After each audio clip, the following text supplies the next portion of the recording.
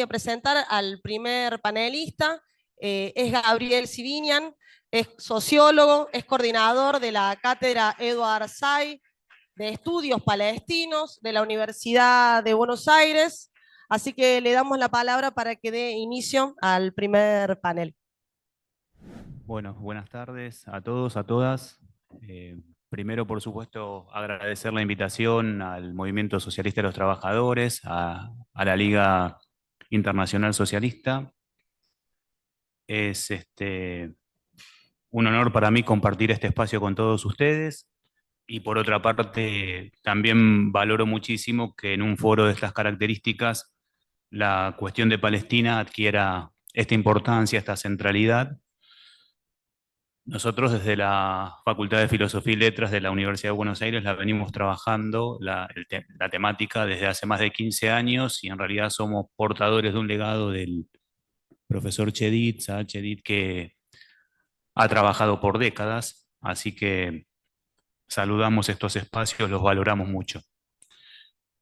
El desafío casi imposible es poder condensar en unos pocos minutos la historia de la cuestión de Palestina. Así que lo que preveía, y le voy a pedir a los compañeros que están a cargo de la cuestión de las diapositivas y demás, preparé una pequeña presentación, muy pequeña, de 3 o 4 diapositivas, para en realidad plantear preguntas centrales y tratar de conceptualizar lo que está sucediendo. Si podemos pasar ya la primera. Ahí está. Lo sabía de un auditorio heterogéneo, por lo menos el presencial, supongo que también el virtual. Sé que aquí hay personas de extensísima trayectoria, de mucha formación, otros jóvenes. Así que comencé pensando que lo primero sería presentar Palestina en términos geográficos y temporales, una pequeña franja de tierra en la confluencia de las masas afroeuroasiáticas, lo que hace de un valor geopolítico y geoestratégico fundamental. Luego sus límites, 28.000 kilómetros cuadrados aproximadamente. Bueno, uno tiende siempre a pensar en el auditorio presencial, para nosotros aquí en Argentina, apenas como la provincia de Misiones, la segunda provincia más pequeña de nuestro país. Seguramente habrá otras referencias en otras latitudes.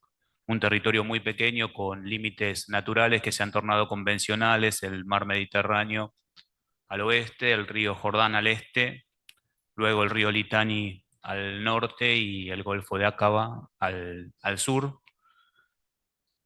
Eso es el territorio de la Palestina histórica, reconocido por la Sociedad de Naciones en 1919, cuando creó el mandato, cuando crea el sistema de mandatos y luego se lo otorga a Gran Bretaña. Luego también es Palestina para la Organización de las Naciones Unidas. Si uno hiciera, y ahora le pido al compañero que pasemos a la próxima diapositiva, si uno hiciera un viaje en el tiempo y se situara hace un siglo y medio atrás, porque en definitiva la cuestión que nos convoca tiene un siglo y medio, último cuarto del siglo XIX, encontraría que en esos territorios, por supuesto que no hay una entidad jurídico-política llamada Palestina, porque esa superficie formaba parte del Sultanato Otomano, pero tampoco hay ninguna entidad jurídico-política llamada República de Turquía, Reino de Jordania o Irak, o las entidades jurídico-políticas de los estados modernos que se conformaron luego a lo largo del siglo XX. Y se encontraría con, bueno, unidades específicas de aquel tiempo, los vilayetos del Sultanato Otomano, el de Beirut, el de Siria, o el de Damasco, el Mutasarrifato de Jerusalén, con sus respectivos Sanjak, sus respectivas subdivisiones, ¿no? El Sanjak de Nablus y de Acre, para el caso del vilayeto de Beirut, y el Sanjak de Mahan, para el caso del vilayeto de Damasco. Y luego, si referir a la cuestión poblacional, demográfica, allí habitaban alrededor de 500.000 de personas. Los datos demográficos son algo porque, por supuesto, en tiempos de proceso de desmembración de un imperio, de un sultanato que había durado 6 siglos, las estadísticas oficiales no eran las más fidedignas, pero las distintas fuentes, gracias, las distintas fuentes van de entre 400 a 600.000 personas. Las más aceptadas, por supuesto, son las que están allí en el medio, 500.000 personas, y en lo que en general no hay ninguna duda es en el porcentual en términos de la pertenencia comunitaria. La enorme mayoría de esas personas son árabes cultural y lingüísticamente. Y por otra parte, la enorme mayoría, más de un 85%, son de confesión islámica, son musulmanes, aproximadamente un 10% de árabes, lingüística y culturalmente cristianos, y una pequeña minoría que se sitúa entre un 2 y un 4% de árabes, lingüística y culturalmente de confesión judía. Los llamados misrajíes, los judíos orientales, que formaban parte del pueblo árabe de Palestina. Hay algunas fuentes sionistas que intentan plantear que la presencia era mayor, pero aún esas propias fuentes no exceden el 8 o 9%, lo que de todas maneras no está constatado y lo que se acepta habitualmente que esa pequeña minoría conformaba demográficamente esa cantidad de personas. Si, bueno, no creo que lleguen a ver el mapa, pero en todo caso se puede compartir luego.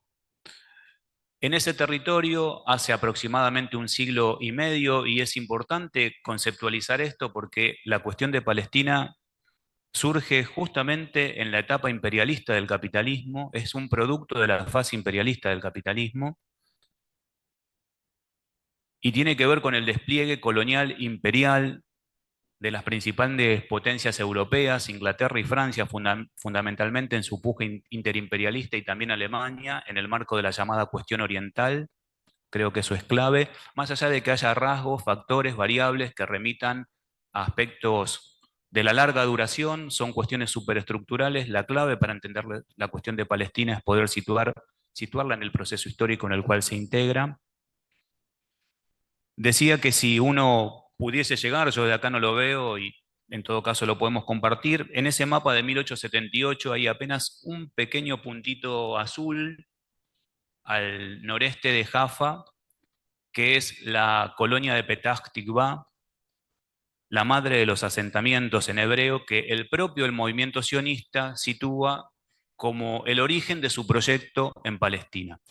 Cierto es que la organización sionista todavía no estaba conformada, se va a conformar en el año 1896, pero cuando el sionismo revise su propia historia y la historia del Estado de Israel, va a decir, aquella fue la primera colonia que se fundó y ahí está el origen del proyecto. O sea que ellos mismos hablan de un proyecto de un siglo y medio, más allá de que intenten legitimarlo en cuestiones de larga duración. Si uno ve el mapa actual del territorio al cual estamos haciendo referencia, y le pido al compañero si lo puede pasar, y tal vez sacar nuestras imágenes de ahí para que se pueda ver, se va a encontrar con que en ese territorio, 150 años después, en el 78% de ese territorio, está emplazado el Estado de Israel, y en el 22% de ese territorio, el 22% de ese territorio, la pequeña franja de Gaza, Cisjordania, Jerusalén Oriental incluida, son los territorios palestinos ocupados.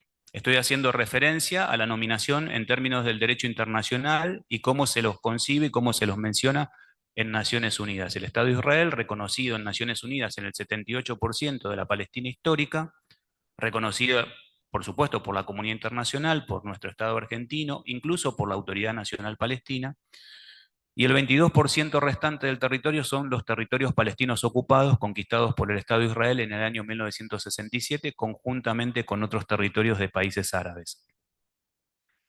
Y se encontrará que, en términos poblacionales, más o menos viven la misma cantidad de israelíes judíos que de nativos palestinos. Los israelíes judíos viven fundamentalmente en el Estado de Israel, 7.200.000 personas, y hay aproximadamente 700.000 israelíes judíos que viven en los territorios palestinos ocupados en colonias que son ilegales desde el punto de vista del derecho internacional. Ha habido recientemente una opinión consultiva de la Corte Internacional de Justicia que estableció que los colonos, los más de 700.000 colonos israelíes en Cisjordania y en Jerusalén Oriental, están en condiciones de ilegalidad porque ese es un territorio ocupado y no se puede transferir población ni modificar la demografía de los territorios ocupados. Y luego se va a encontrar que los nativos de Palestina se encuentran fragmentados territorial y demográficamente. Hay aproximadamente 2.400.000 palestinos en la pequeña franja de Gaza que están padeciendo la etapa de exterminio de un proceso social genocida que lleva décadas. Luego hay un 20% de la población del Estado de Israel que están padeciendo una situación de apartheid, siendo ciudadanos israelíes, pero no nacionales judíos, y por tanto tienen menos derechos consagrados por ley, y eso es una situación de apartheid en el propio Estado de Israel. Luego están los palestinos que viven en Cisjordania, que viven bajo ocupación militar, por supuesto los gazatíes también. Y luego están los palestinos que han desbordado su propio territorio histórico y que viven en Jordania. Aproximadamente 2.500.000 palestinos viven en situación de exiliados, refugiados en Jordania, y aproximadamente 1 millón de palestinos en Líbano y en Siria, aunque estos datos, por supuesto, hay que revisarlos porque han quedado desactualizados en función de los procesos actuales en curso. Lo cierto que la pregunta, y por eso yo decía que era medio difícil poder historizar todo un proceso en apenas unos minutos, pero la pregunta clave que hace al abordaje de la cuestión de Palestina es cómo se puede entender que aquellos herederos de aquella primer colonia de 1878, que el propio movimiento reivindica como el inicio de su proceso colonizador, hoy hayan establecido un Estado en plenitud de derechos en el 78% del territorio al cual fueron abordando a lo largo de las décadas y en este siglo y medio, y ocupen el 22% restante de manera ilegal, de acuerdo al derecho internacional, y cómo puede ser que el pueblo nativo que allí estaba y sus herederos hoy no puedan ejercer su derecho a la autodeterminación en su tierra histórica, incluso estén fuera de su propio territorio histórico, y en el territorio histórico que habitan están padeciendo la fase de exterminio, están padeciendo la apartheid, están padeciendo la ocupación ilegal y están padeciendo la violación sistemática a los derechos, a sus derechos humanos, tanto individuales como colectivos. Esa es la pregunta central de la cuestión de Palestina. ¿Cómo se explica esto? Hay quienes dicen que esta cuestión se explica porque hay dos movimientos nacionales que están en disputa por un mismo territorio. Hay quienes plantean choques civilizatorios entre el Occidente y Oriente. Hay quienes plantean las cuestiones religiosas. Hay quienes hablan de posiciones políticas extremas. Por supuesto que hay cuestiones políticas, religiosas, civilizatorias en la cuestión de Palestina. Pero la cuestión de Palestina, y esta es la respuesta que nosotros consideramos adecuada desde nuestra cátedra de Edward Said, es una cuestión de colonialismo, es una cuestión de colonialismo de asentamiento, y en esa clave hay que abordar y hay que comprender y hay que explicar cuando nos toca hacerlo la cuestión de Palestina. Y es un colonialismo muy particular, diferente al que conocemos. Yo recién hablaba con Jessica lo difícil que se nos hace hablar virtualmente ante auditorios que no tenemos presentes, entonces nos salen los ejemplos de de nuestro país, pero en definitiva son los ejemplos de nuestra América y de gran parte del mundo, de Asia, de África. No es el colonialismo que conocemos en general en nuestros territorios, el colonialismo de metrópoli, en donde viene una potencia, conquista militarmente el territorio, impone sus autoridades políticas y expolia económicamente los recursos de esa colonia y explota a la fuerza de trabajo y vierte y realiza sus mercancías con el afán de lucro, sino que es un colonialismo de asentamiento, que es distinto al colonialismo tradicional, por lo menos al colonialismo que nosotros conocimos aquí históricamente, incluso a las formas neocoloniales a las cuales estamos sometidos hoy en día, en donde las herramientas son otras. ¿No? Bueno, la deuda externa como principal herramienta de dominación de nuestros pueblos.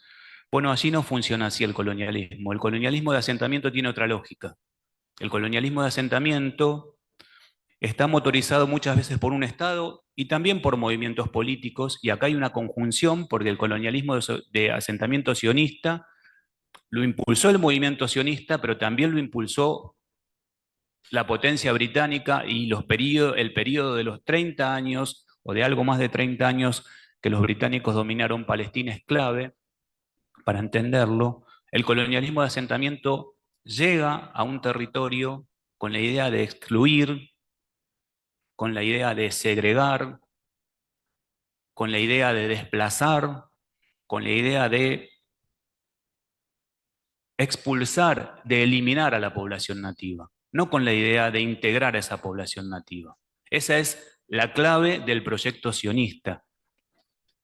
Cuando se elabora ese proyecto sobre fines del siglo XIX, a partir de los sucesos que estaban ocurriendo en Europa, y es importante también establecer esto, la cuestión judía, la cuestión de la persecución, de la estigmatización y de las masacres, que luego va a devenir en su situación más extrema en el genocidio cometido por el nazismo, cuando los ideólogos sionistas plantean la conformación de un hogar nacional o de un Estado judío y llegan a Palestina con ese proyecto, no llegan con la misma idea que han llegado tantas comunidades a tantas latitudes, entre las cuales la Argentina es uno de los principales países de recepción, así como Estados Unidos, Canadá, Francia o Gran Bretaña. No llegan, digo, las comunidades judías que están huyendo de esa persecución con el mismo criterio que llegan aquí, por ejemplo, en donde llegan para integrarse a nuestras sociedades nacionales, conformando así sus comunidades,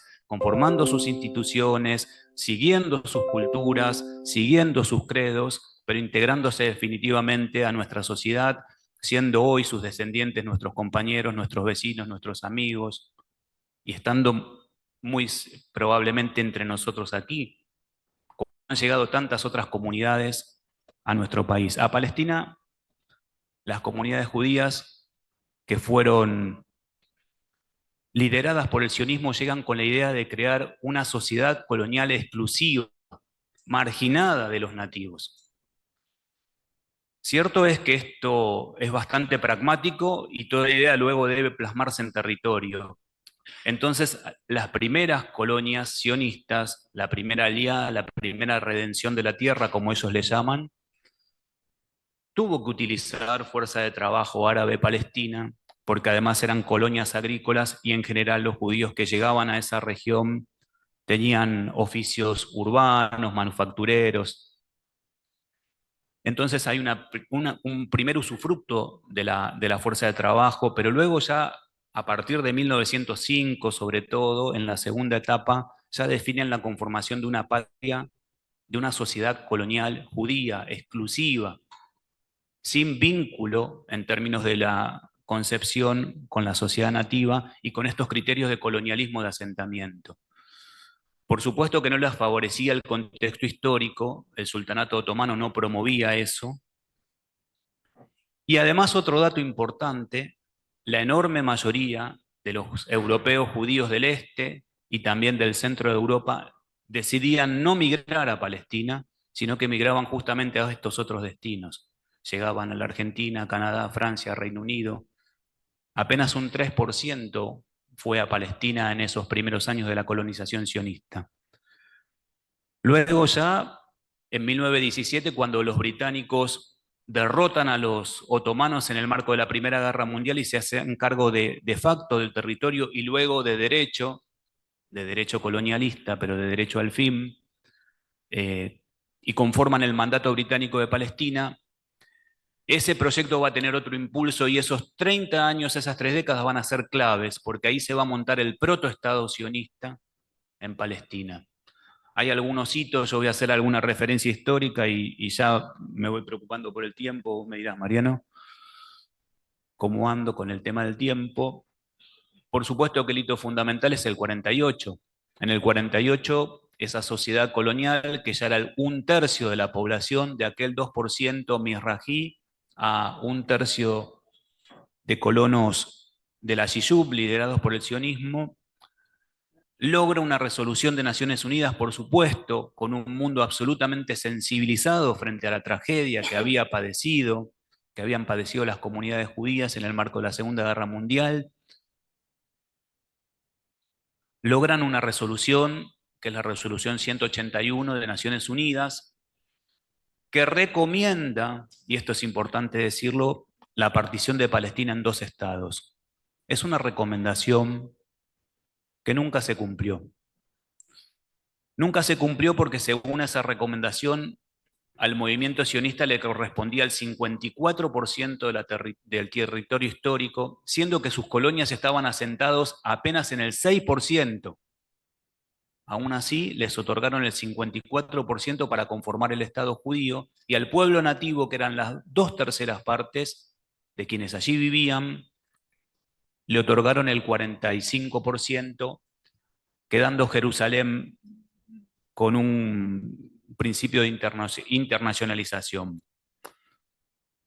Luego digo que esa resolución nunca se aplicó porque a los enfrentamientos intercomunitarios que siguieron a la resolución vino la Primera Guerra Árabe-Israelí, y en el marco de esa guerra el Estado de Israel conquistó ese 78% y fue aceptado en Naciones Unidas con el 78% de la Palestina histórica.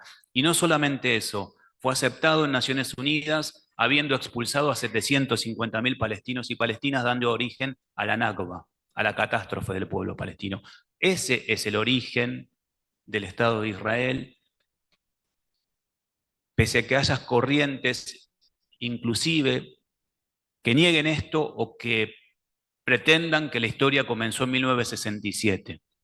Por supuesto que en 1967 el Estado de Israel conquista la totalidad de Palestina, vuelve a expulsar a más de 200.000 palestinos, desplaza a Egipto y a Jordania, de Gaza y de Cisjordania, Jerusalén Oriental, que eran quienes habían retenido en el marco de la Primera Guerra Árabe-Israelí del 48-49, y ya ocupa la totalidad de Palestina y comienza un proceso de colonización de esas nuevas tierras que no puede anexar. ¿Y por qué no las puede anexar? Porque de haber anexado en el 67 a Gaza y Cisjordania con Jerusalén Oriental, incluía en su estado 1 millón de palestinos más y se alteraba la relación demográfica que los sionistas no podían aceptar, porque el Estado tenía que tener mayoría judía, si no totalidad de judíos. Y ahí es donde comienza un proceso de colonización gradual, permanente, continuo, que llega hasta el día de hoy. Ocupan los territorios hace 57 años y trasladan colonos de distintas partes del mundo, fundamentalmente en los últimos 30 años, aunque también el proceso empezó antes. Bueno, lo que está pasando hoy en los territorios palestinos ocupados es esa continuidad de ese proyecto de colonialismo de asentamiento que se viene desplegando a lo largo de todo el siglo XX. Voy a tratar de ser lo más sintético, hay un cambio de percepción en la cuestión de Palestina que se evidencia particularmente en el último año y medio. La palabra genocidio comienza a ser enunciada. A 15 días, 2 semanas apenas después de los hechos luctuosos del 7 de octubre, desde la Universidad de Birzeit, desde los sindicatos de Palestina, le pedían a la comunidad internacional que expresen su solidaridad con el pueblo palestino y que condenen el genocidio en curso. 15 días apenas, 16, el 23 de octubre, Bill Said. Luego, en noviembre, un conjunto de 280 abogados, más de 100 organizaciones no gubernamentales, presentaron una demanda ante la Corte Penal Internacional hablando de genocidio. Y luego la Corte Internacional de Justicia, en enero del 2024, a raíz de una denuncia de la República de Sudáfrica, abrió un proceso judicial por el cual el Estado de Israel hoy en día está siendo juzgado por genocidio. Y luego la relatora especial de Naciones Unidas, Francesca Albanese, en marzo del 2024 elaboró un documento medular llamado Anatomía de un genocidio, que recomiendo puedan consultar, en donde describe los actos de matanzas, de lesiones graves a la integridad física y emocional de los miembros del Grupo Nacional Palestino, de sometimiento a condiciones que acarreen la destrucción física total o parcial de los miembros del Grupo Nacional Palestino,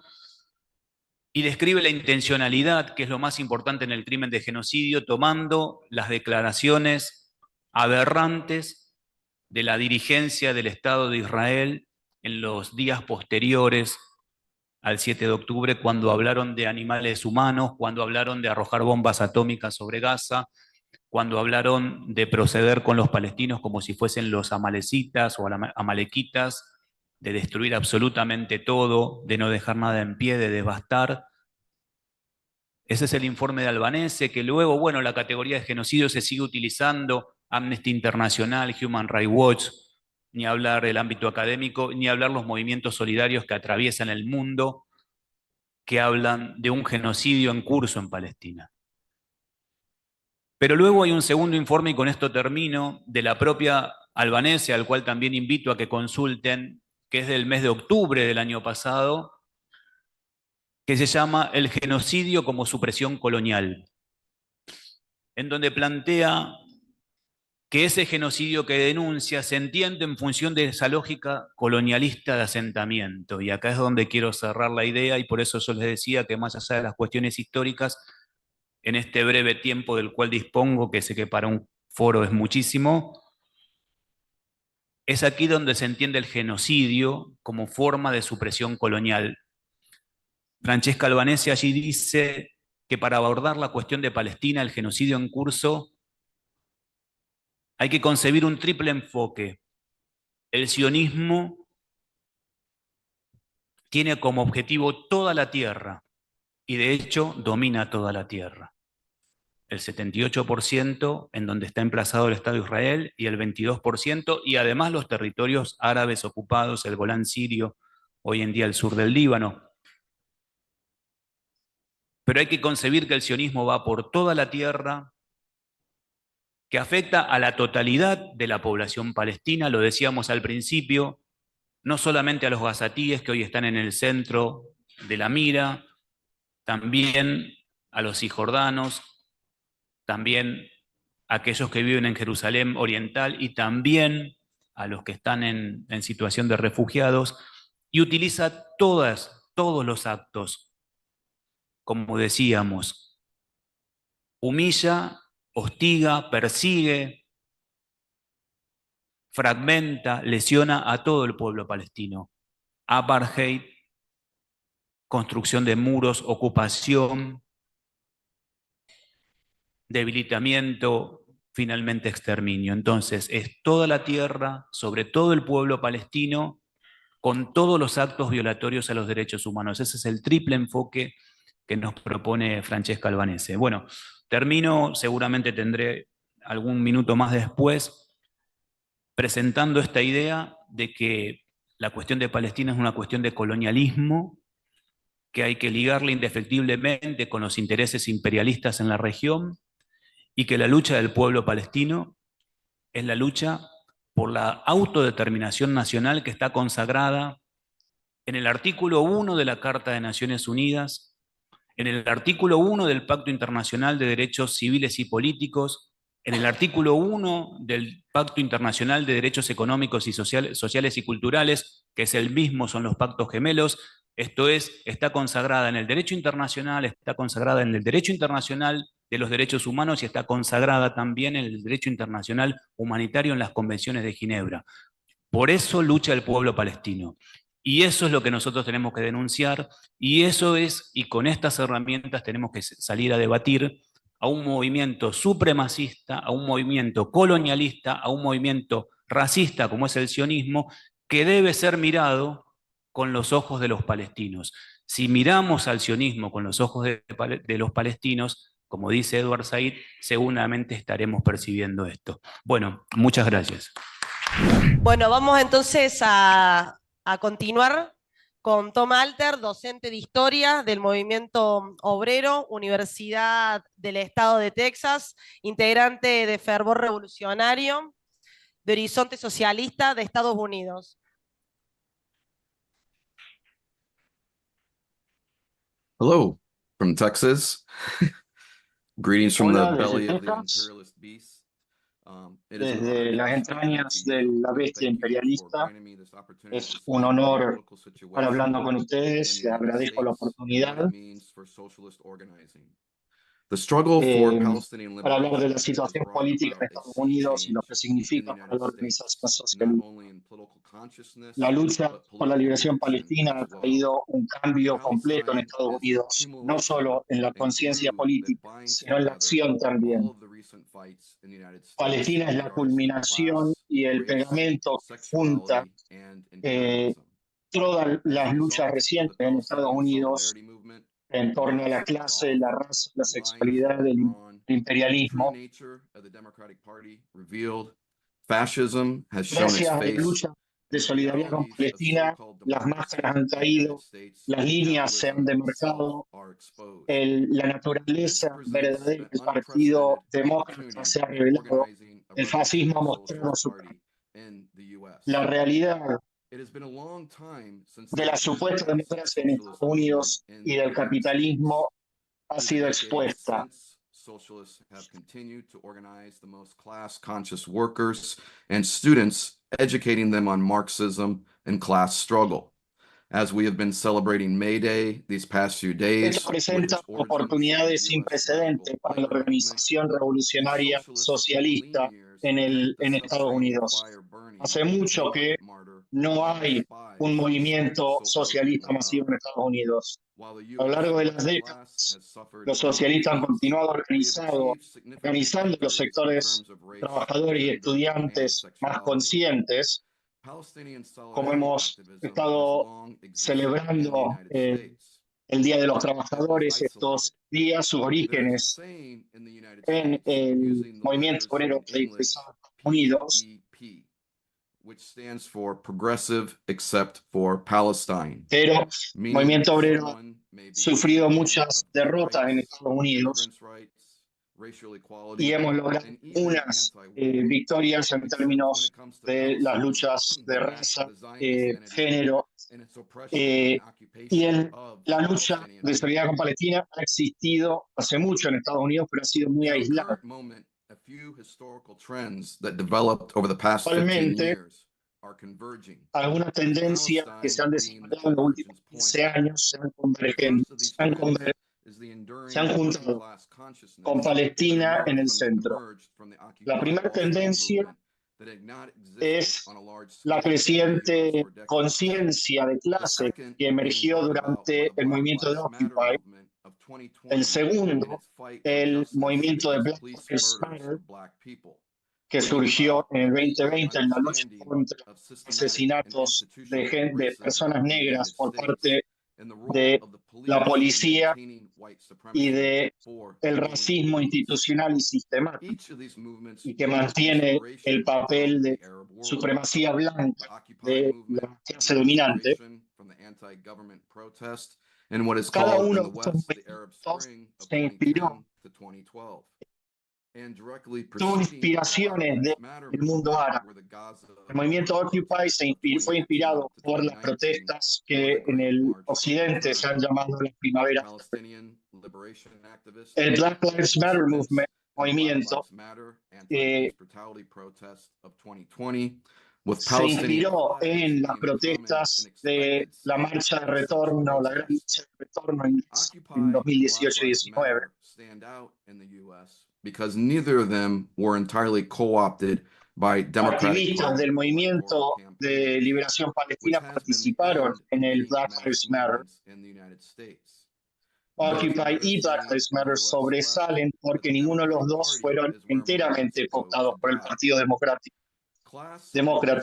que ha sido el fin de tantos movimientos en Estados Unidos. Se dice que el Partido Demócrata es a donde los movimientos van a morir. La conciencia de clase y racial persistió a pesar y rechazando al Partido Demócrata y sus promesas incumplidas de la administración de el sabotaje de la campaña de Bernie Sanders en el 2016 y la traición de Bernie Sanders que apoyó a Biden en el 2020. Desde el 2020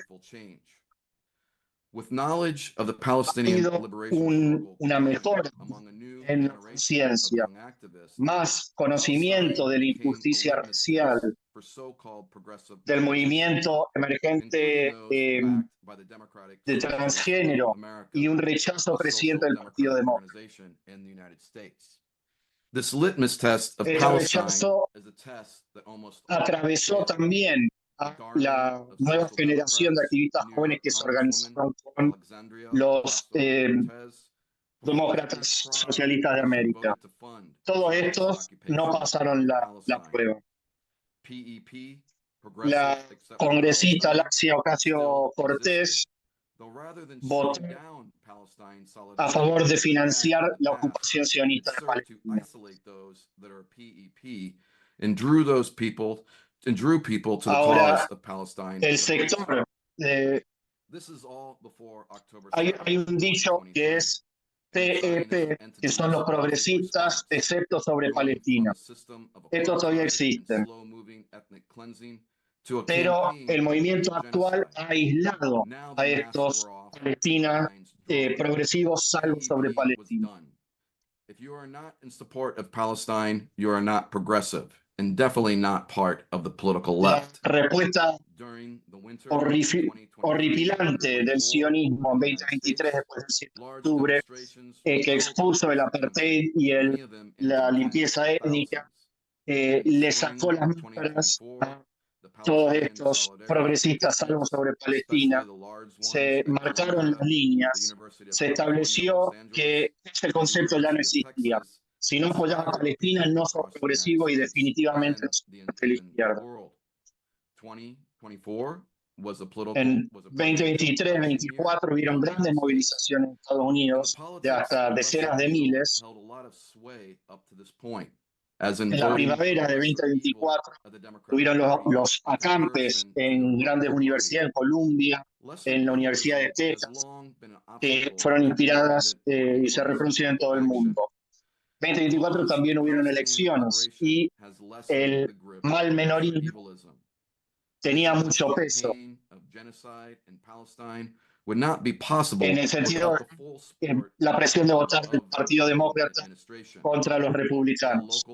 Esto ha sido un gran obstáculo para la organización independiente de la clase trabajadora, pero la causa palestina debilitó la fortaleza del mal menorismo.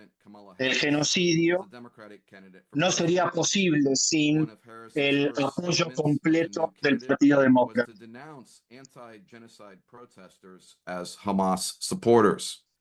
El rechazo a Biden llevó a que lo tuvieran que reemplazar por su vicepresidente Harris. Una de las primeras declaraciones de Harris fue denunciar a los protestores contra el genocidio como partidarios de Hamas. En la convención demócrata, Alexandria Ocasio-Cortez, de los más supuestamente progresistas, dijo de una manera completamente mentirosa que Biden y Harris estaban trabajando por un cese al fuego en Gaza. Esto se reveló que es una mentira absoluta. Ocasio-Cortez y Sanders hicieron campaña acá en el centro de Texas en apoyo a Harris y tuvieron un acto acá en la universidad donde yo trabajo. Pero ninguno de los grupos activistas estaban denunciando el apoyo de Ocasio-Cortez y Sanders al genocidio.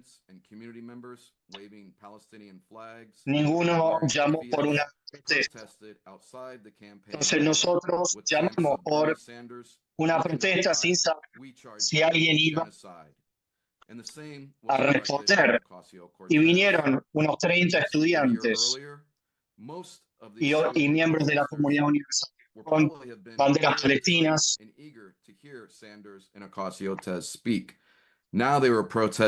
Cantando Bernie Sanders, no te podés esconder, te acusamos de genocidio. Y lo mismo se dirigió contra Ocasio-Cortez.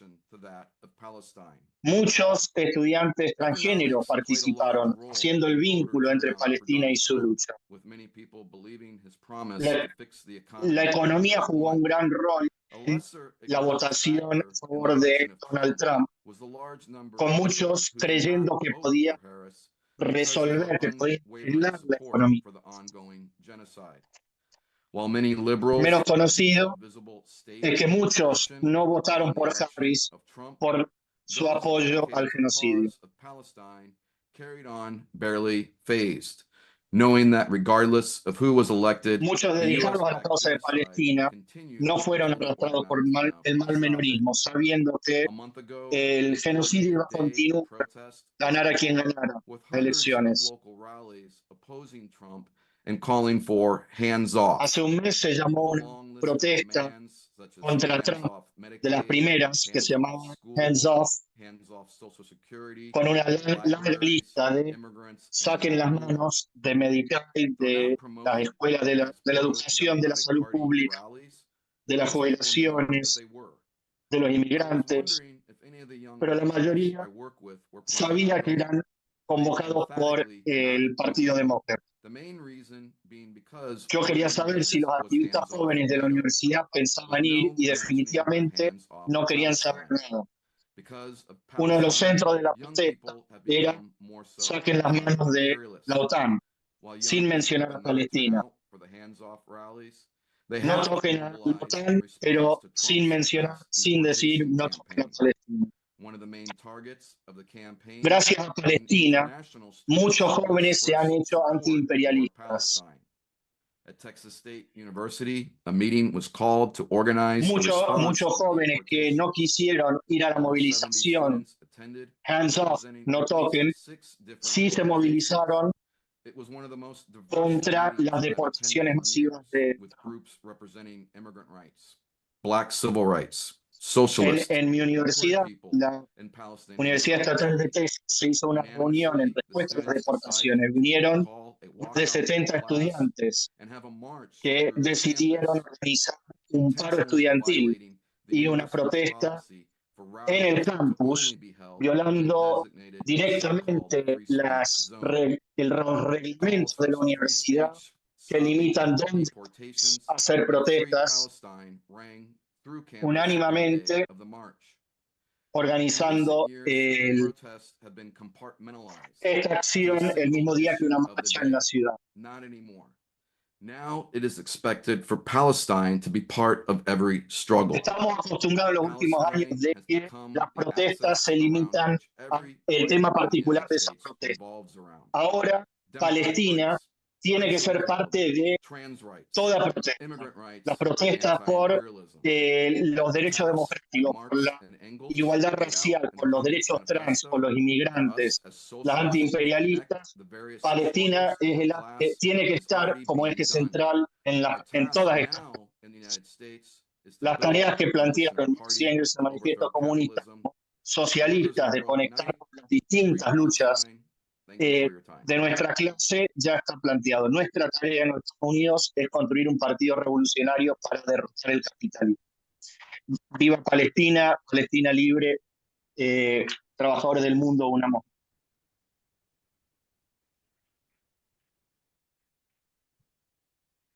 Thank you, Tom. Thank you, Tom. Thank you. Vamos a volver a intentar. Les pedimos un segundo, vamos a volver a intentar con el video de Ali. Ustedes saben, hay una situación muy compleja en el Líbano, en Beirut. Por eso preparamos un video. Ahí vamos a probar para que se escuche bien en la transmisión, porque aquí lo escuchamos, pero no se escuchaba en la transmisión. Y los intérpretes. Vamos a volver a probar, me van a avisar.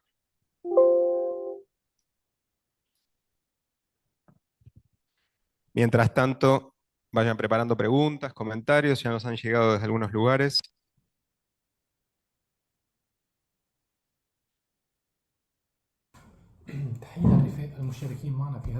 Saludos a nuestros compañeros participantes en este foro. Les hablo desde el Líbano y trataré de contarles sobre la región árabe y sobre el conflicto.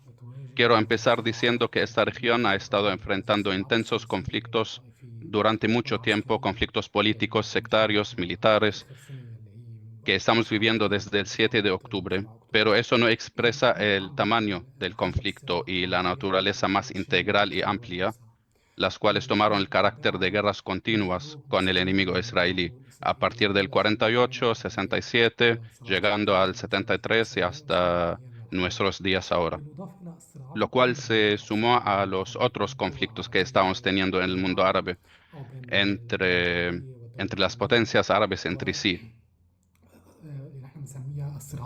lo que llamamos conflictos entre elementos influyentes. En esta región histórica hubo tres elementos influyentes: el elemento árabe, turco y iraní. Y estos elementos eran los que estaban en conflicto y competían por el dominio y control sobre la región y sus recursos. En los últimos cientos de años se ha sumado el elemento colonial a estos elementos que participa en el proceso de dominación, imponiendo condiciones y control. Esta región sufre un antiguo conflicto sectario y religioso, el conflicto sunita-chiita, entre la mayoría sunita y la minoría chiita, y otras minorías chiitas surgidas de esta secta, que pueden incluir alawitas, dursos y otros, que están sufriendo masacres como fue durante los días de la guerra de Irak, cuando ISIS tomó el control de Irak y Mosul y causó las masacres, y esto está repitiendo ahora en Siria. Esto no es ajeno a la región. De hecho, venimos sufriendo guerras civiles desde el 2010-2011, con el inicio de lo que llamamos la primavera árabe, porque hubo una guerra civil en Libia, en Siria, en Yemen, en Sudán. Estamos hablando de una región que estaba en plena guerra civil, y luego hubo una guerra civil en Irak, y de ahí surgió ISIS, que todos conocemos. Es un conflicto continuo entre las partes influyentes de esta región y un conflicto con el colonialismo, el imperialismo y la entidad sionista. Es una zona de conflictos complejas, muy grandes, y es una zona explosiva que actualmente está dando pasos difíciles. Estos pasos pueden formar mejores sociedades y mejores estados, pero puede formar también división, estados sectarios, que seguirán en este conflicto por durantes décadas más. Y eso sería una justificación adicional del judaísmo del Estado sionista. Puse esta introducción para que podamos llegar al tema del enemigo sionista y Palestina y a hablar de las cosas que están pasando ahora. Decimos desde el principio que el enemigo no ha respetado el acuerdo de tregua ni el acuerdo del alto de fuego en Gaza, sino ha seguido violando este acuerdo. Continúa su ataque contra Gaza y impide el acceso a la ayuda alimentaria, cerrando los cruces y continuando la mayor operación contra la población de Gaza desde el 7 de octubre. Esta fase significa la más difícil y larga y extensa que estamos atravesando. El enemigo está forzando el desplazamiento obligatorio de una ciudad a otra, y está usando la evacuación y dividiendo los bloques en bloques residenciales individuales, y así puede sacar la gente de estos lugares. El gobierno de Netanyahu es un gobierno que ha pasado de un estado de guerra contra el pueblo palestino en Gaza a un estado de empezar a trabajar en la implementación del proyecto de Trump, que es el proyecto de evacuar a Gaza de su población y desplazarlos. De hecho, estamos presenciando la expulsión de todo el pueblo de Gaza a través del hambre, asesinatos y las guerras continuas. A pesar de todo lo que nuestro pueblo palestino está sufriendo, todavía permanece en resistencia y se niega a ser desplazado y a rendirse ante Israel, pero está cansado de esta guerra. Hay serios llamados en la calle palestina para encontrar un nuevo gobierno, lejos de Hamas. Puede ser un trabajo entre Hamas y la OLP, y puede ser que sea la OLP lo que lidera solo este proceso. Eso está vinculado también a un cambio de la naturaleza y afiliación de la opinión pública adentro de Gaza. Sin embargo, el enemigo continúa su agresión en Gaza y actualmente está aumentando su agresión en Cisjordania y continúa el proceso de confección de tierras en el área de Jerusalén y ataca los campamentos en Jenin y otros lugares. Tienen un proyecto claro que es anexar Cisjordania y esto se anuncia de forma permanente y pública. Sabemos que la cuestión palestina atraviesa momentos difíciles en la vida de este conflicto.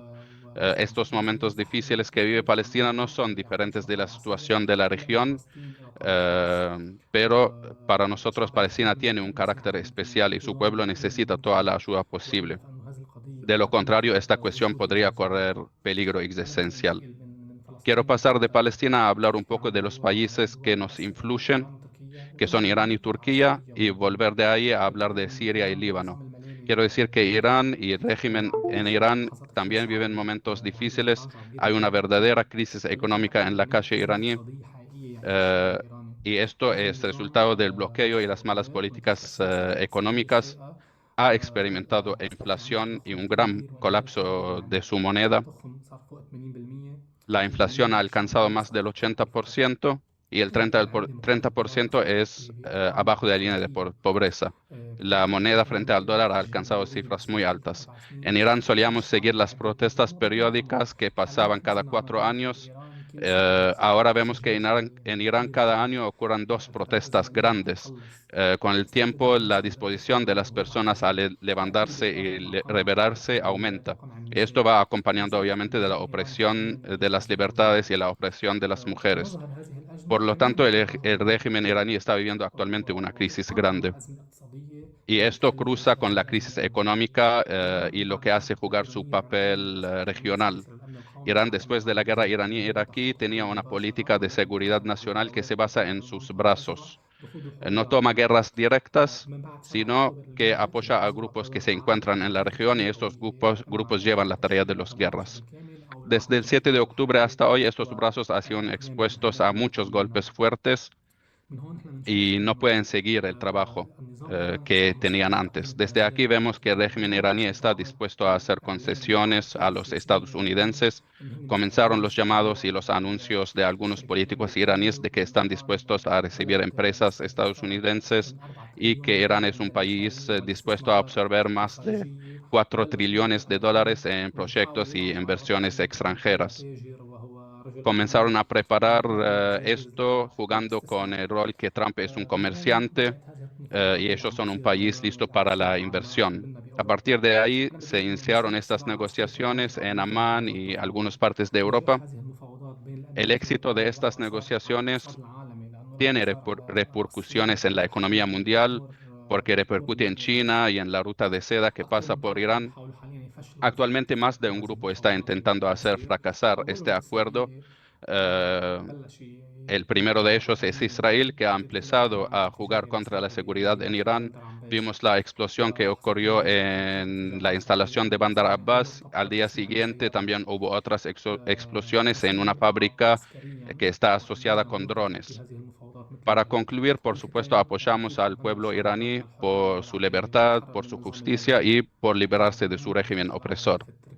De ahí quiero hablar sobre Turquía para poder decir que el régimen de la Hermandad Musulmana en Siria con Erdogan son la expansión y el aumento del poder regional que tienen. Eso puso a Turquía en una gran crisis económica, mucha inflación y una disminución significativa en el valor de la moneda turca, lo que indicó el fortalecimiento del conflicto político dentro de Turquía y restauró la división entre islamistas por un lado y laicos por otro lado. Indica esto una nueva etapa de arrestos, represión, y el más destacado fue el alcalde de Estambul. Estamos hablando de eso para aclarar dos puntos.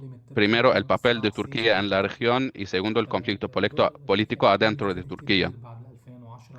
El papel regional de Turquía ha aumentado mucho en la región después del 2010, específicamente después de la guerra de Libia. Turquía jugó un papel militar muy importante al apoyar una de las partes en las guerras, que es la Hermandad Musulmana, que llegó a gobernar. Luego reforzó más en la guerra civil siria. Y me interesa centrarme en la cuestión siria para decir que nuestra región árabe actualmente,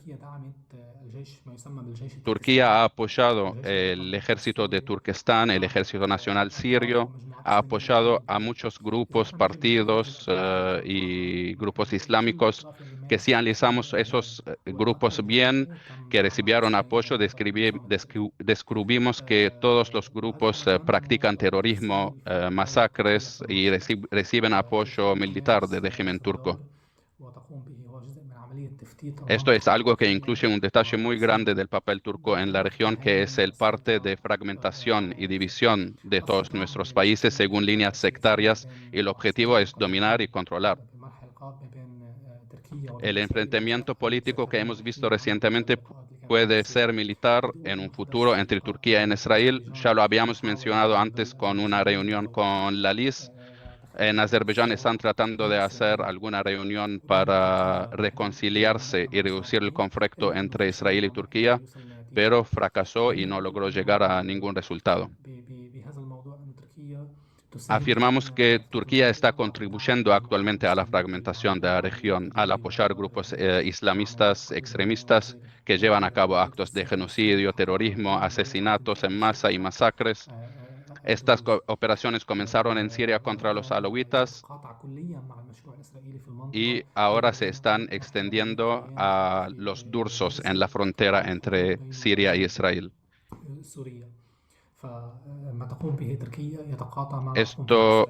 Esto entra en total camino con el proyecto de israelí en la región, que aspira a construir una entidad sectaria dursa en la frontera entre Israel y Siria. Sobre los conflictos internos de Turquía, el proceso del gobierno autoritario se está fortaleciendo y para nosotros ha llegado a lo que se llama al punto de no retorno, especialmente con el arresto de los líderes de la oposición. Pero el régimen de Turquía no tiene un componente muy importante, que es el ejército, porque todo el ejército turco, con sus herramientas, con su presencia, es un ejército laico, no islámico, y de esto vemos que en la primera reacción popular que pasa en Turquía puede conducir a una gran y aguda división dentro del propio país, que puede llegar a ser una guerra.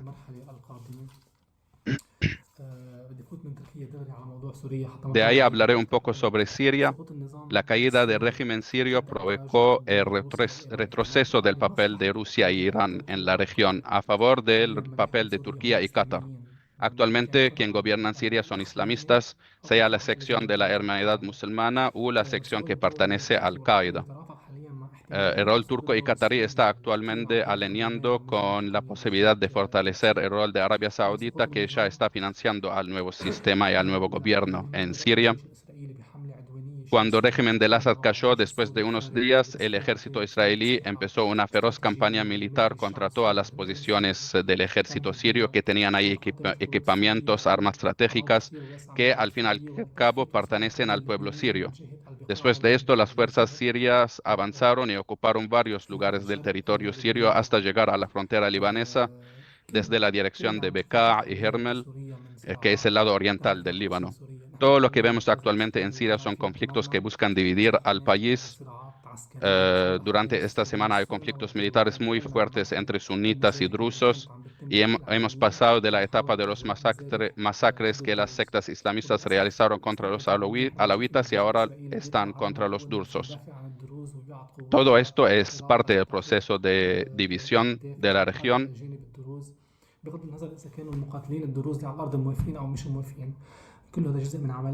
Cuando empezó la guerra civil en Siria, el proyecto principal era para hacer un gasoducto desde Qatar que pasa por Siria y de ahí fuera a Turquía y luego a Europa. Actualmente el conflicto en curso es también un conflicto vinculado a los nuevos gasoductos entre el gasoducto israelí que quiere pasar por Siria y ir a Chipre y de ahí a Europa, o el que viene de Qatar y de ahí ir a Siria, después Turquía y pasar a Europa.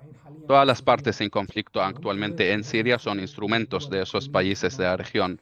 Lamentablemente no existe un proyecto nacional en Siria para ninguna de las partes en conflicto y en guerra, y ni siquiera hay una posibilidad en el horizonte de que existe un proyecto nacional sirio que reúne a todos los componentes del pueblo sirio. Esto también es parte del conflicto de la región y del difícil proceso por el cual estamos atravesando. En el cierre de mi intervención voy a hablar un poco del Líbano. La tregua actual con el enemigo israelí es una tregua muy frágil, está siendo violentada diariamente. Hemos registrado más de 3.000 violaciones cometidas por el ejército israelí, más de 500 muertos y heridos después del alto de fuego.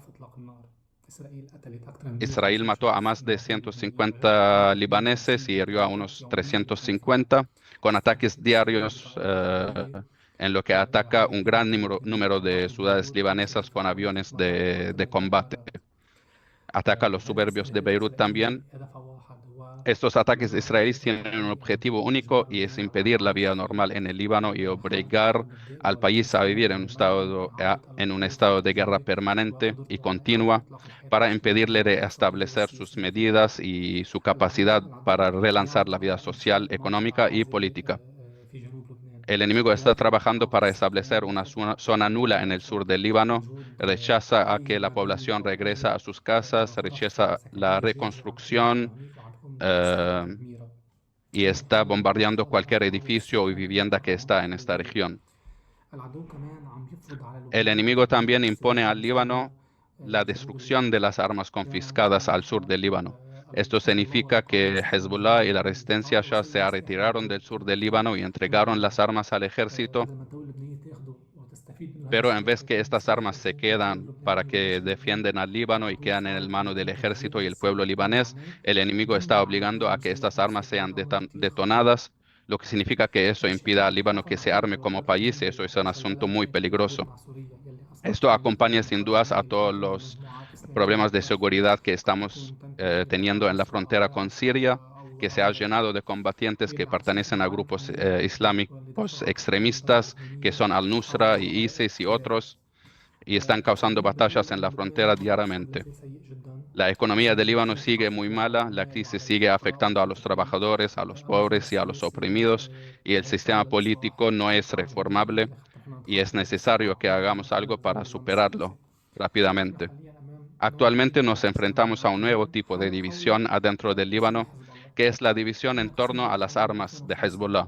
Esta división empezó en el 2005, pero quedó quieta por muchos años y ahora está tomando en el primer criterio político para que las personas determinen sus posiciones políticas, si están a favor o contra estas armas, y esto se vincula también a la cuestión de la reconstrucción y la ayuda económica.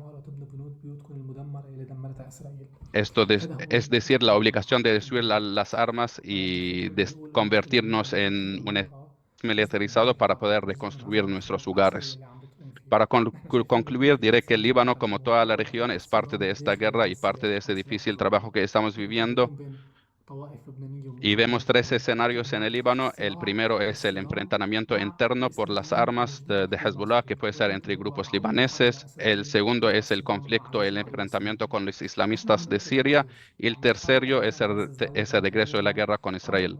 Nosotros estamos siguiendo estos hechos y tratamos de fortalecer nuestro rol y presencia a través de nuestras herramientas de lucha, como la Unión General de Estudiantes y la comunicación política y social que tenemos. Actualmente estamos lanzando una lucha más grande que va a ser la Unión General de Trabajadores. La región árabe y todo el Medio Oriente está atravesando conflictos y guerras y está en una situación difícil de lo que puede surgir algo mejor o algo peor. Pero para nosotros no hay solución para una parte aislada de los otros en esta región. La solución es integral, abarca toda esta región y nuestra propuesta fue y sigue siendo que el socialismo es la solución a las crisis y conflictos del Medio Oriente. Muchas gracias y gracias por darnos este espacio.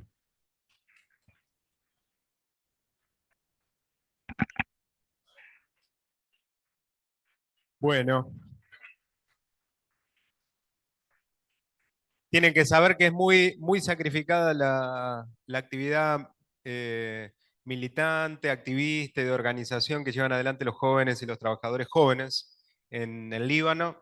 Acaban de fundar, además de la Unión General de Estudiantes del Líbano, la Unión General de Trabajadores del Líbano. Eso es muy importante para el proceso de reorganización de la clase trabajadora y de la izquierda en ese importante país. Bueno, tenemos varias preguntas ya. Podemos empezar con Tom. ¿Estás listo? Thank you for the questions, Muchas Nancy. gracias a todos por sus preguntas y gracias a Nancy. Es difícil hablar de esta situación de Zambia y cómo se puede esquivar estas leyes que honestamente no estoy muy familiarizado con ellas. Cómo organizarse en situaciones represivas siempre es una cuestión compleja y es algo que tal vez compañeros que tienen más experiencia en el campo pueden responder mejor, pero podemos extender nuestro apoyo. Creo que es posible avanzar con formación. Nosotros tenemos muchos cursos de formación en persona, más que nada, ¿no? En las redes sociales, a pesar de que no hay limitaciones en las redes sociales, vemos documentales sobre Palestina para poder aprender, para poder formarnos. Una de las cosas a las que sí nos enfrentamos aquí en Texas, donde vivo, parece que va a aprobarse una ley que iguala el antisemitismo con el antisionismo. Entonces, si uno es crítico, digamos, del Estado de Israel, entonces se le va a considerar antisemita y va a violar la ley. Por lo tanto, podríamos próximamente encontrarnos con una situación similar a la que tienen en Zambia. En lo inmediato, en San Marcos, en la ciudad en la que vivo, entre Austin y San Antonio, recientemente tuvimos logramos que eligieran en las elecciones consejeros en nuestra ciudad que han adoptado la política de el cese al fuego y el embargo de armas a Israel y que han denunciado el islamo-odio, pero el gobernador alineado con Trump, nos tienen como objetivo y han expresado que si esos consejeros adoptan esa resolución, que no es una resolución en misma, es libertad de expresión, básicamente, ha amenazado con retirar financiamiento del Estado a nuestra ciudad. Así que ahora intentamos movilizar más personas, formarnos más en profundidad. El martes vamos a ir al Consejo y acaba de llegar a las noticias nacionales en los Estados Unidos. Así que resoluciones en los consejos de las ciudades ahora se ha vuelto una noticia a nivel nacional en los Estados Unidos. En cuanto al rol de Hamas, no quiero derivar la pregunta, pero sí creo que Gabriel, desde la experiencia en su cátedra, puede responder más en profundidad. Pero sí es una opinión o una perspectiva que se nos tira como jamás ante el debate por la liberación del pueblo palestino. Jamás, jamás, jamás, jamás. ¿Qué pasa con jamás? Nuestra respuesta es que nosotros defendemos el derecho del pueblo palestino a resistir. Punto. Así es como respondemos y aspiramos a que resista el pueblo palestino y lo apoyamos en su lucha por su liberación en contra de la entidad sionista. En cuanto al movimiento estudiantil en los Estados Unidos, la represión en contra de las ocupaciones de las universidades, de las tomas, los campamentos, fue severa, fue grave. Sí, ha tenido un efecto de miedo en menor medida en aquellos que protestaban en las universidades, ya que se dieron luchas también en marcos legales, visitas a la corte, multas. Entonces, cuando sucedieron los campamentos por primera vez, las gestiones de las universidades no se esperaban ni tampoco estaban preparados para que eso pase. Ahora, cuando hay intentos de comenzar campamentos nuevamente, la administración y la gestión de las universidades sí está preparada hasta para prevenirlo. Así que tenemos que orientarnos hacia acciones un poco más tradicionales, protestas, rallies, actos, o bueno, institucionalmente este tipo de resoluciones de cese al fuego. Y en cuanto al rol de Trump, es una versión grotesca, mucho más grotesca que Biden. Trump dice en voz alta las cosas y las posiciones que la presidencia de Biden no se animaba a decir o definía no decir. Así que en cuanto a Palestina se relaciona con eso. Es algo que algunos de nosotros pensábamos que podía suceder en el movimiento de solidaridad con Palestina en los Estados Unidos, que muchos progresistas, cuando Biden era presidente, no querían hablar a favor de Palestina porque podía generar un efecto negativo en la imagen de Biden, pero que una vez que Trump fuera presidente, tal vez se posicionarían más cerca de nosotros, pero la verdad es que eso no sucedió. El imperialismo tiene un efecto que genera un punto ciego para muchos de ellos sobre Palestina. Así que se vuelve más claro cuáles son los sectores que sí apoyan al pueblo palestino y que se organizan, que participan de las movilizaciones y que se posicionan en contra del fascismo. Y por eso construir alternativas revolucionarias y socialistas en Estados Unidos se vuelve tan importante, pero genera un espacio de vacío. Hay un sector de progresistas, socialdemócratas que buscan ser elegidos en las elecciones y luego hay organizaciones maoístas o estalinistas también. Así que me parece muy importante agradecerles poder ser parte de esta discusión, a la Liga Internacional Socialista, a los compañeros del mundo, a los compañeros argentinos por haberse contactado para comenzar nuestro proceso de reagrupamiento en los Estados Unidos, para profundizar la solidaridad internacional y fortalecer y reconstruir el Partido Revolucionario y Socialista en Estados Unidos y ser además los campeones en la defensa de la liberación del pueblo palestino. Muchas gracias. Bueno, la primera pregunta tiene que ver con la relación entre sionismo y semitismo, y es muy importante aclararlo porque, entre otras cosas, de estos términos se compone el chantaje retórico que utiliza el sionismo justamente para amedrentar, para hostigar y con el objetivo final de silenciar cualquier crítica a las prácticas del Estado que ha constituido y que defiende, por supuesto.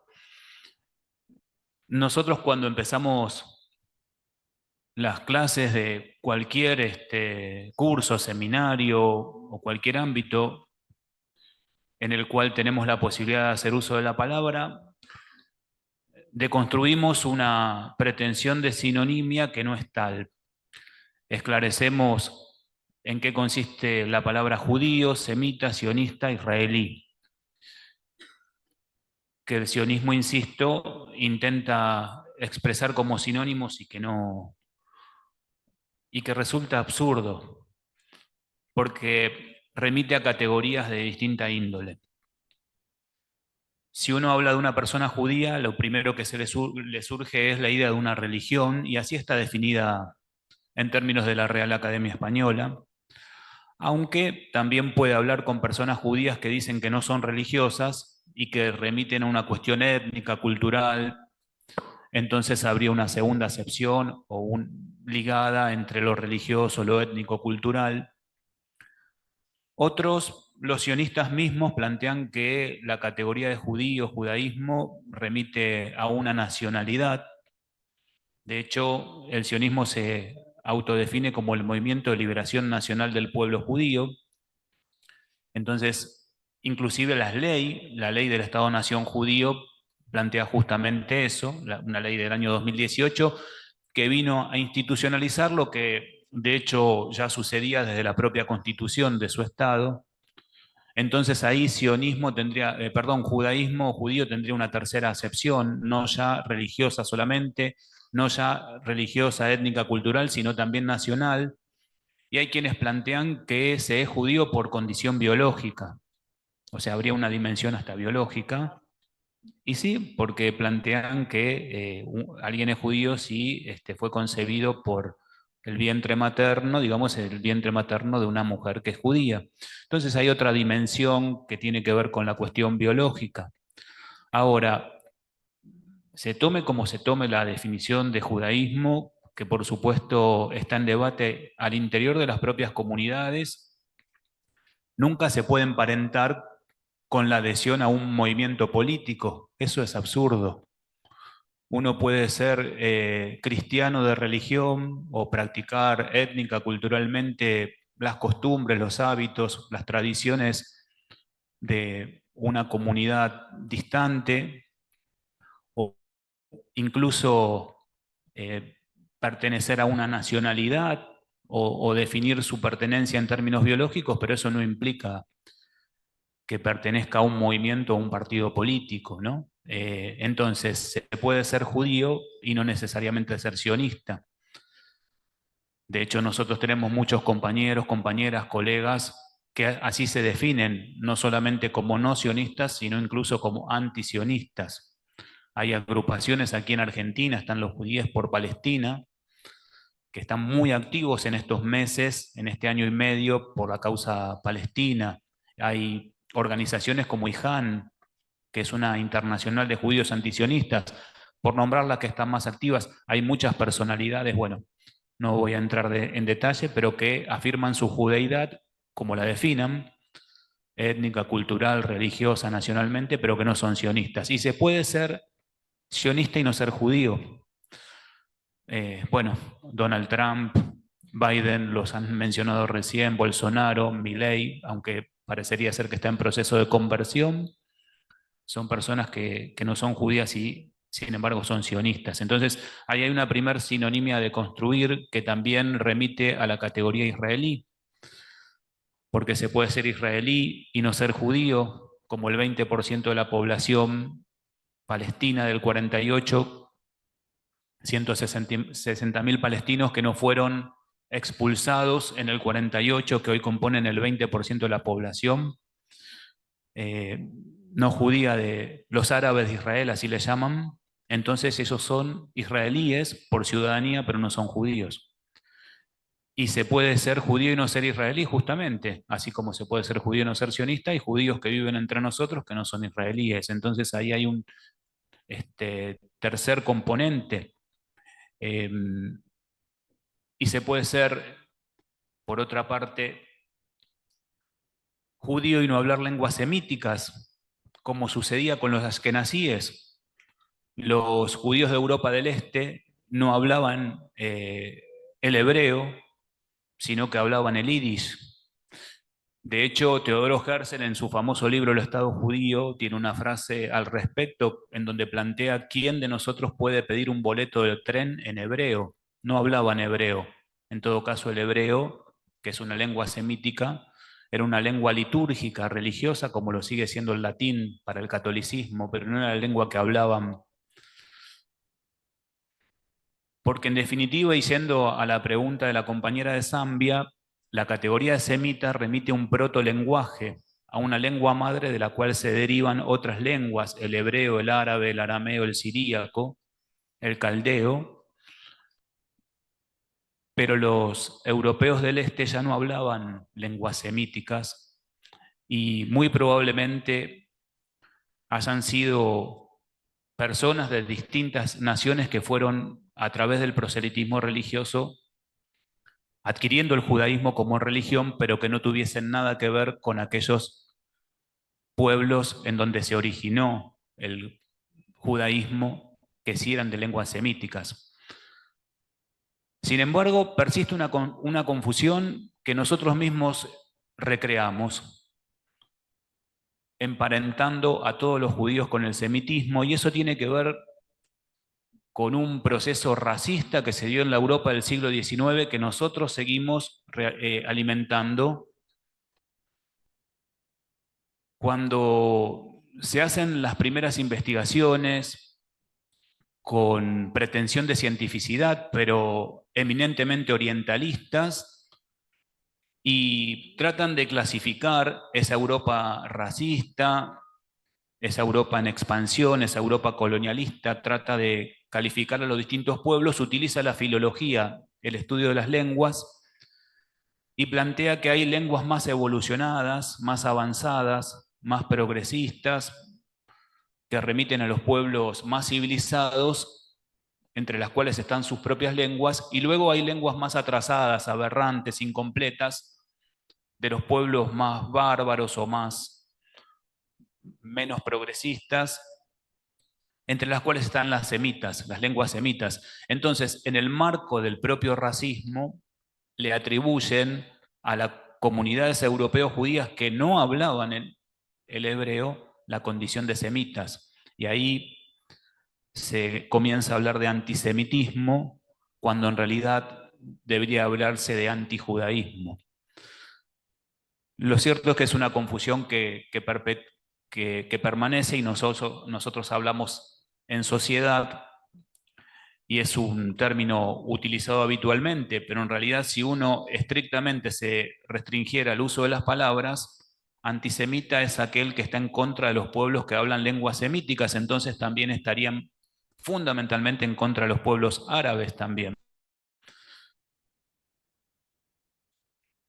Pero aún así se puede hablar lenguas semíticas y no ser judíos, justamente como los árabes, o ser judío y no hablar lenguas semíticas, porque se habla yiddish.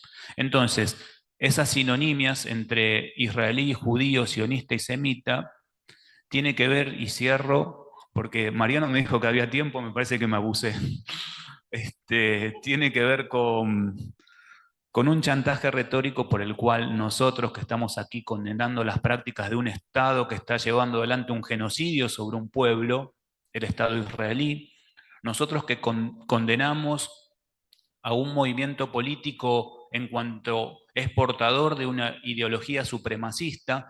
Teodoro Herzl, en el libro El Estado Judío, cuando plantea la posibilidad de emplazarlo en Palestina, dice: seremos la vanguardia civilizatoria frente a la barbarie asiática. En la matriz del pensamiento del movimiento colonialista sionista hacia los pueblos árabes y hacia los pueblos del levante mediterráneo estaba esta idea de que venía la civilización frente a la barbarie. Bueno, no es novedoso porque aquí en el siglo XIX ese fue uno de los lemas de la generación del 80. Así que lo que intentan es que nuestra crítica, que es una crítica hacia un Estado, que nuestra crítica, que es una crítica política hacia un movimiento y hacia una idea, se termine transformando en una crítica hacia una comunidad, se defina como esta comunidad se definiera, religiosa, étnica, culturalmente, o más genéricamente hacia los pueblos que hablan lenguas semíticas, lo que es más absurdo. Bueno, Ese absurdo intenta excluirnos del campo discursivo, porque si ya nosotros en realidad no es que somos solidarios con el pueblo palestino, sino que somos odiantes de los judíos y escondemos vergonzosamente eso, que es el lugar en el cual nos quieren poner, todo lo que digamos de ahí en adelante no tiene ningún valor. Entonces no discuten argumentos, discuten lo que ellos atribuyen a nuestro posicionamiento. Nada más alejado de nosotros, digo de un nosotros y un nosotras más general, porque nosotros estamos en contra de todo supremacismo, de todo racismo, de todo colonialismo y por supuesto condenamos los genocidios. Eso en relación al primer punto. Sonaste, ¿eh?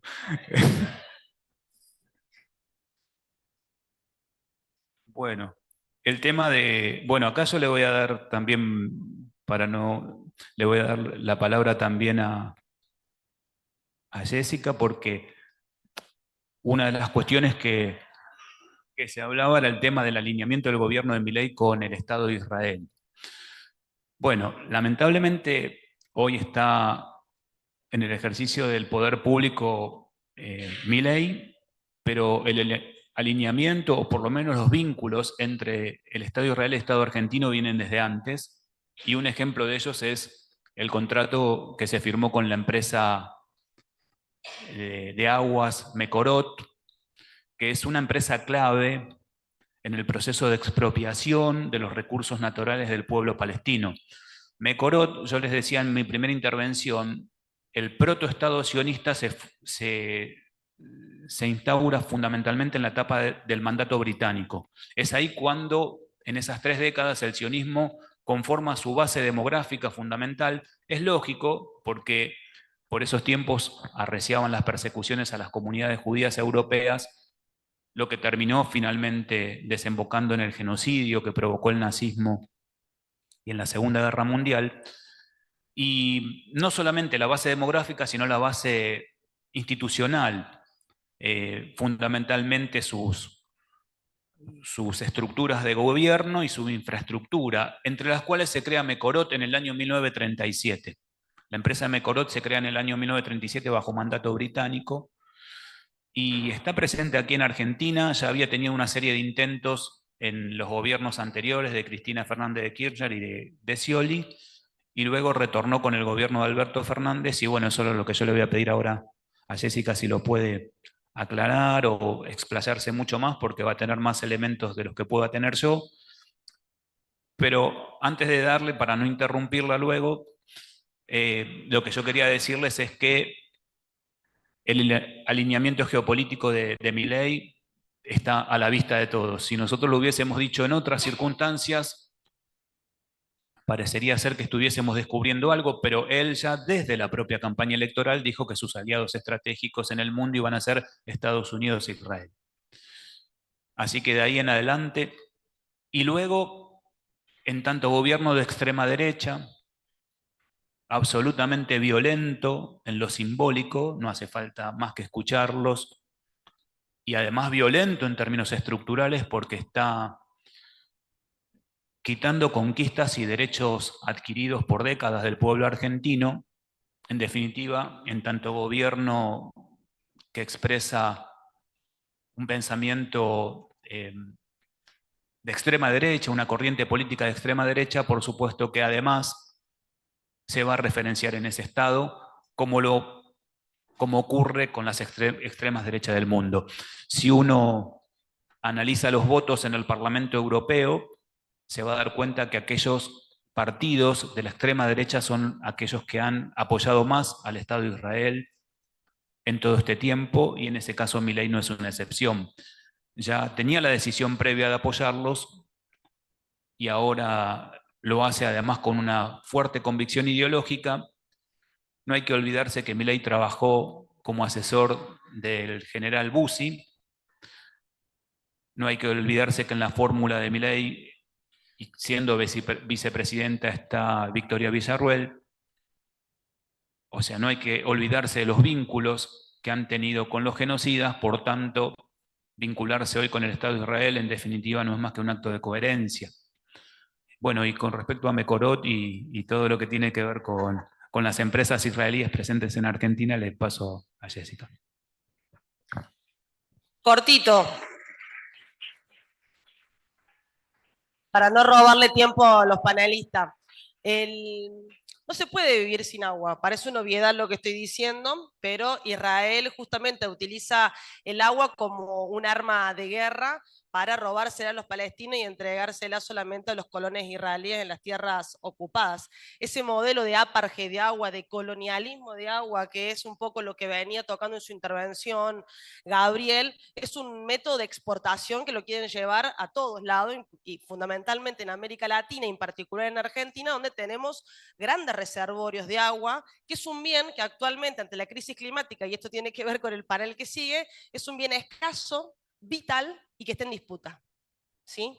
Y estas tres características me parecen muy importantes porque en un país además con grandes reservorios donde el agua está en una pelea permanente, donde además se combinan con profundas puebladas y luchas, la traducción siempre pasa lo mismo, pensaron que se iban a salvar, con profundas luchas en defensa del agua, como ha sido el pueblo de Mendoza, como ha sido el pueblo de Chubut, como lo demuestran las diferentes rebeliones que han habido en defensa de algo tan elemental, exportar estos mecanismos que son de confiscación económica de nuestros bienes comunes, pero también fundamentalmente de influencia ideológica para controlar y para utilizar esos métodos también contra nuestra población civil y activistas que pelean. Como bien dijo Gabriel, ha tenido muchos intentos del 2011 Mekorot de instalarse en Argentina. El que ha logrado efectivamente que se terminen firmando los acuerdos en más de 13 provincias ha sido Guado de Pedro, durante el gobierno de Alberto Fernández y lo ha continuado bajo el gobierno de Milei. Hay una campaña muy importante en la que muchos de los activistas hacemos vida y que es la más activa dentro también de lo que es BDS, que es la campaña de boicot, desinversión y sanciones, que es la campaña de Fuera Mekorot, que invitamos a que sigan, porque forma parte de unas peleas estratégicas que lleva adelante nuestro pueblo en conjunto con los trabajadores en la defensa de un bien tan necesario y que tenemos que confrontarlo no solamente en términos de defensa de nuestro agua, sino también en términos de lucha contrahegemónica a las intenciones del sionismo de querer instalarse ideológicamente y utilizar el agua como una de las formas de expansión también en nuestra zona. Thank you for the Sí, questions. muchas gracias por las preguntas. En cuanto a mi opinión en la solución, entre comillas, de dos estados, y yo creo que es algo que deberían definir, que debería definir el pueblo palestino, y con completa libertad, no bajo el yugo de la ocupación sionista. Pero en mi opinión particular, y es un estado democrático, laico, palestino, del río hasta el mar, que incluye palestinos, árabes, judíos, musulmanes, cristianos, y que sea laico. Eso es lo que veo como mi posición personal. En cuanto a la autoridad palestina, bueno, tienen su propia posición, son un movimiento nacional, no son un movimiento socialista, así que tienen su posición, pero yo como revolucionario y socialista estoy a favor de una solución de un único Estado en el que los derechos de todas las personas sean respetados en un régimen democrático y en una Palestina libre.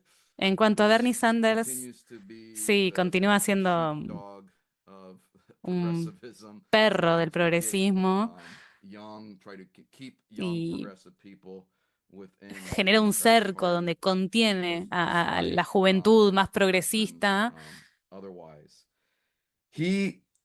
y él ha perdido, se vio muy perjudicada su imagen. Incluso en sus actos, después de las elecciones, ha hecho un tour con oligarcas. Se ha vuelto un término que se usa más. Creo que es algo positivo. se habla mucho de oligarquía en los Estados Unidos ahora. Ese tipo de avances lingüísticos son positivos, pero se niega a decir la palabra genocidio, se niega a describir lo que pasa en Palestina como un genocidio, cuando claramente lo es. Es un genocidio que vemos transmitido en vivo y habla o se limita a hablar del derecho de Palestina a existir. Ni siquiera por una Palestina laica o no profundiza. Sanders representa a un sector progresivo del sionismo que todavía existe, aunque esa posición ha sido debilitada en los Estados Unidos en el último tiempo. Sostiene su derecho a existir, el de Palestina, ¿no? Pero se pronuncia en contra de Netanyahu y luego se vuelve a esta versión idealizada de Israel, que nunca existió. Israel es un proyecto colonialista basado en subyugar a los pueblos originarios nativos palestinos. Se concentra entonces en el derecho a existir de los palestinos, se concentra en oponerse a Netanyahu o negarse al financiamiento.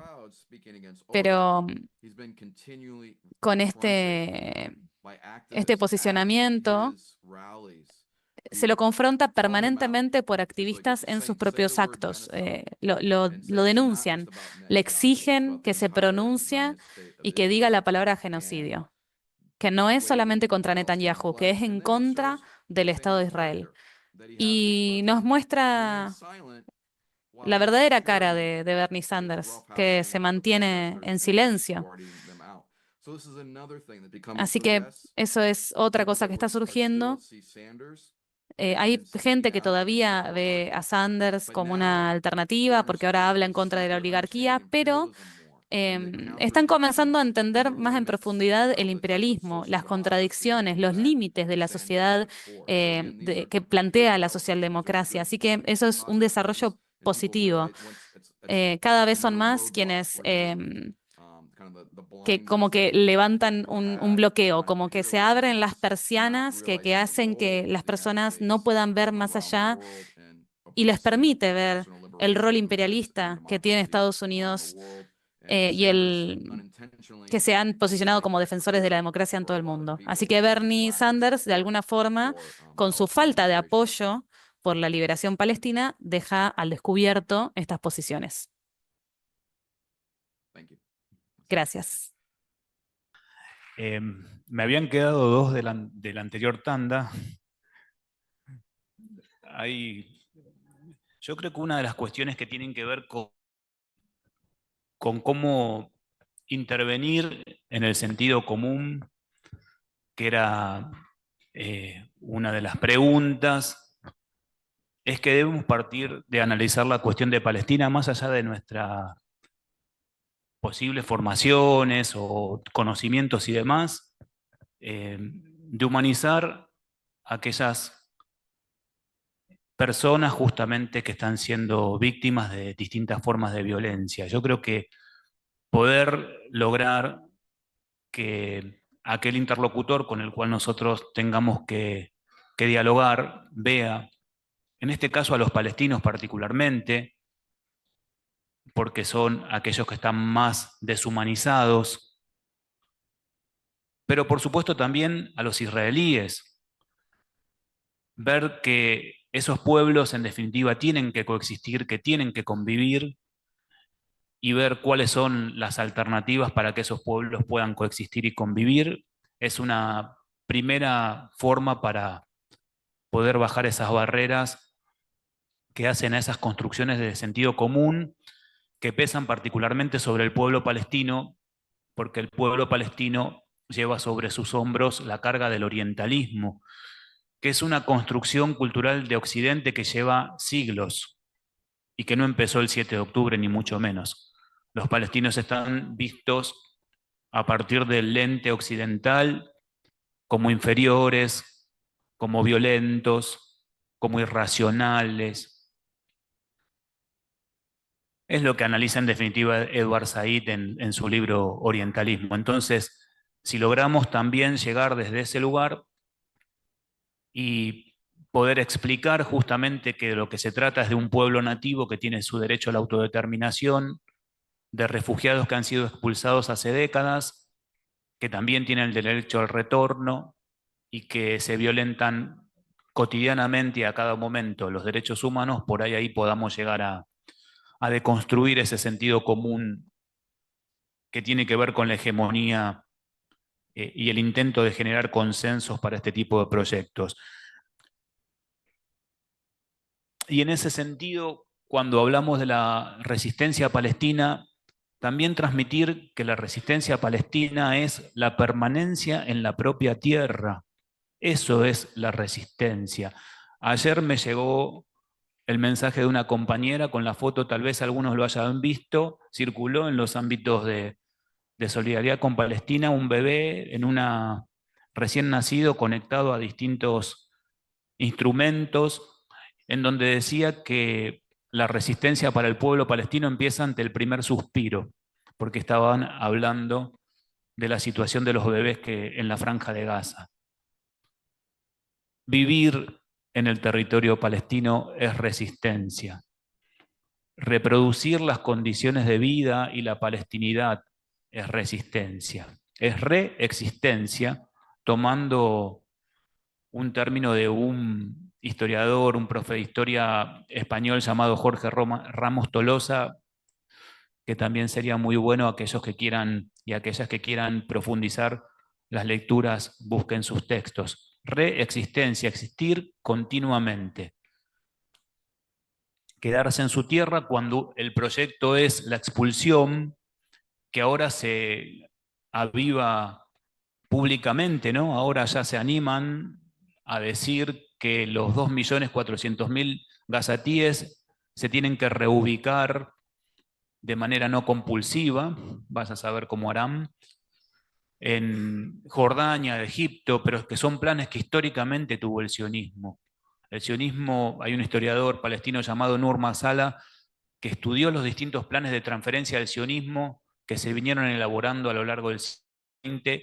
Finalmente se termina ejecutando el plan Dalet.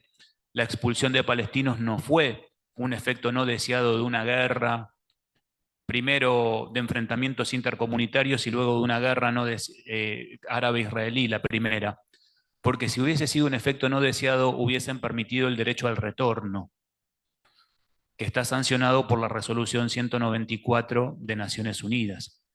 Entonces no fue un efecto no deseado, fue un efecto deseado, como es un efecto deseado el que pretenden con la expulsión de los gazatíes. Entonces, quedarse en su tierra y reproducir la palestinidad es resistencia. Y de ahí en adelante todo, desde pintar un cuadro, militar políticamente, armar un equipo de fútbol, participar en una organización de derechos humanos, estudiar, o para un bebé dar el primer suspiro, eso es resistencia. Y bueno, por último, bueno, 2, 3 cosas. El rol de progresismo latinoamericano ya lo dijo Tom, y remite a un término que yo se lo escuché por primera vez a Ilan Pappé, el historiador israelí, que denunció justamente la limpieza étnica de Palestina, y ese es su libro fundamental.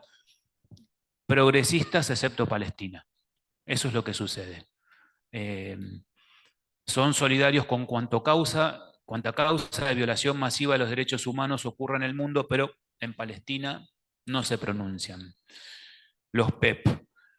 El valor el peso de los organismos internacionales, bueno, ya sabemos lo que es la ONU, no vamos a descubrir nada, pero también sabemos que sus herramientas y sus instrumentos tienen un enorme valor simbólico y también los tenemos que utilizar. No es menor un procesamiento ante la Corte Internacional de Justicia, avala nuestra posición. No somos 3 o 4 locos que nos juntamos en cualquier rincón del mundo para acusar a este Estado de genocida. Es la Corte Internacional de Justicia. Es la Corte Penal Internacional la que ha dado una orden de captura para Benjamín Netanyahu y Yoav Gallant por crímenes de guerra y lesa humanidad. Luego no se cumplen, lo sabemos, pero es la palabra de un organismo internacional. Es la relatora especial de Naciones Unidas para los territorios palestinos ocupados en derechos humanos, Francesca Albanese, con todo lo que ello implica, y además esos informes, insisto, se los recomiendo, son muy buenos, además.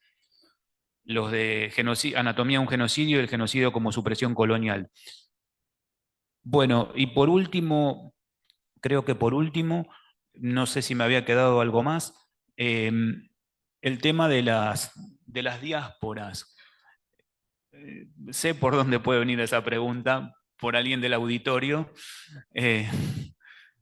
pero yo creo que cualquier pueblo que ha padecido un genocidio y los sobrevivientes de esos pueblos, si efectivamente quieren honrar a las víctimas del pueblo del que formaron parte, no se pueden quedar anclados en el pasado. Por supuesto, tienen que hacer un ejercicio de memoria, afirmar la verdad y pelear por la justicia si esto no ha ocurrido y si el Estado que cometió tal crimen continúa con su política negacionista. Por supuesto que esa es una tarea que hay que desarrollar, pero no se trata de exclusivismos, de particularismos, de singularismos, sino de resignificar esas fotos que no son fotos color sepia que quedaron hace 100 o 70, 80 años, sino que se recrean en otras figuras. Y si el pueblo del cual vos formas parte y con el cual te identificás y del cual te sentís orgulloso, se ve involucrado de alguna manera porque un Estado lo interpela pretendiendo hablar en su nombre o un movimiento político pretende la totalización, bueno, es necesario justamente para honrar a esas víctimas denunciar que no puede hacer y no puede cometer esos crímenes en su nombre. Entonces, ese es el lugar que tienen esas diásporas, me parece, de enaltecer los valores humanistas y de denunciar sin ningún tipo de cobardía, con valentía, cuando esos crímenes se cometan, los cometan quienes los cometan. Porque en definitiva, todos los seres humanos somos libres e iguales en derechos y en dignidad y merecemos ser tratados como tal.